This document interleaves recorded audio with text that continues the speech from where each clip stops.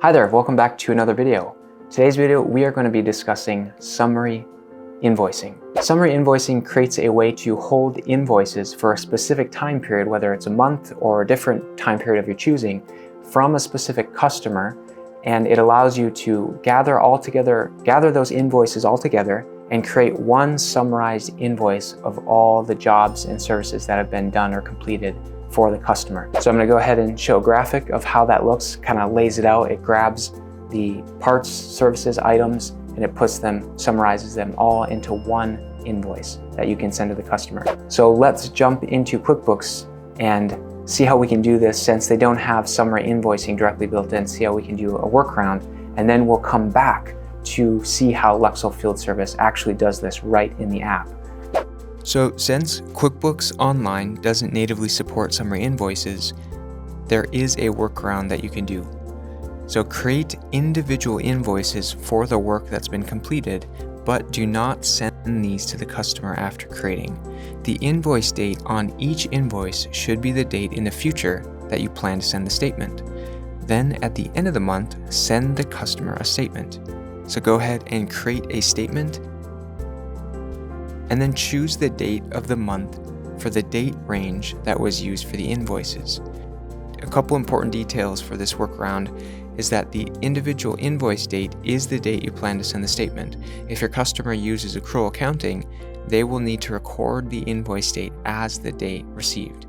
And also, some customers may take issue with receiving a statement instead of an individual invoice or multiple invoices, as it will lack the granular detail of the invoices on the statement. And now moving on to QuickBooks Desktop, since they also don't natively support summary invoices, another workaround you can do is by doing something similar. So create the individual invoices for the work that's been completed, but again, do not send these to the customer after they've been created. The invoice date on each invoice should be the date in the future that you plan to send the statement. Then, at the end of the month, send the customer a statement. So find customers and right-click on the customer and go down to Create Statements. Then choose the date of the month for the date range that was used for the invoices. And you can select the box for Show Item Details on Statements. So again, like QuickBooks Online, a couple important things to mention is that the individual invoice date is the date you plan to send the statement. So again, if the customer uses accrual accounting, they will need to record the invoice date as the date received. And some customers may not like that receiving a statement instead of individual invoices, but QuickBooks Desktop is better about this, as you can include the line item details of the invoice on the statement. You could also make a custom template for the statement and rename it Statement. And now, let's take a look at summary invoicing inside of Lexel Field Service. So on every single work order, I have Lexel Field Service open in front of me. On every single work order, you can go to the invoice section after all the items are added to the job, all the line items, all the services, all the parts. You can go and create an invoice, and we see I already have this created here in front of me. And then right here, you're going to see a button which says Hold Invoice for Summary. And what this does is we'll actually hold this specific invoice.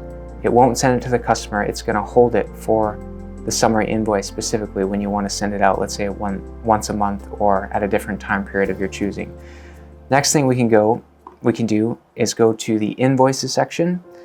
And here you can actually go ahead and create a summary invoice. And you can select from just a specific customer you have, but in this case, I have a customer with a specific asset or a store location that has previous invoices on it that I want to create a summary invoice for.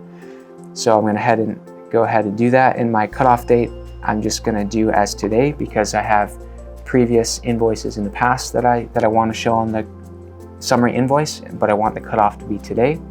So I'm going to go ahead and submit that. So once I do that, we're going to go ahead and view the summary invoice. So we see here it's just been created. I can go ahead and view that. And here is where it's going to show of all the invoices that have been created, all the dates of service, all the parts, all the services, all the items, and their totals and their quantities. And as you can see, we have this summary invoice, which is created right here. So this is nice where, you don't have to do a workaround like QuickBooks like we saw before, but it actually just creates that summary invoice directly with the customer and the store location, and it shows all the parts, all the dates of service, and it combines them into one. And you can go ahead and download that, and you can send it, email it, mail it to the customer, whatever works best for you. So that's how summary invoicing works inside of Lexel Field Service. And finally, once you have created your summary invoice and you're connected to QuickBooks, you can send this invoice directly to QuickBooks. So thanks for watching this video. I hope it was helpful for you, and we will see you in the next video.